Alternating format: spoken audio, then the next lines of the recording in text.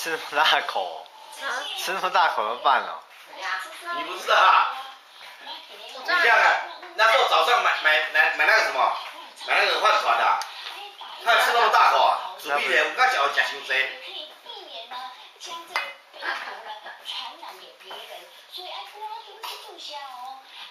好吃吗？啊，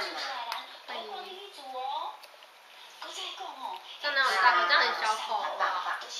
也有意思啊，真甲一喙甜，我才惊你假袂捌讲，这种薄薄吞落。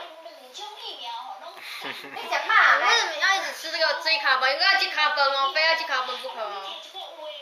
我今仔日便当甲跌落水就去甲变掉，我跌落水就去甲变掉。你甲饭是咧倒？你甲饭是咧倒？那最后就回来这，我告诉你，我刚才。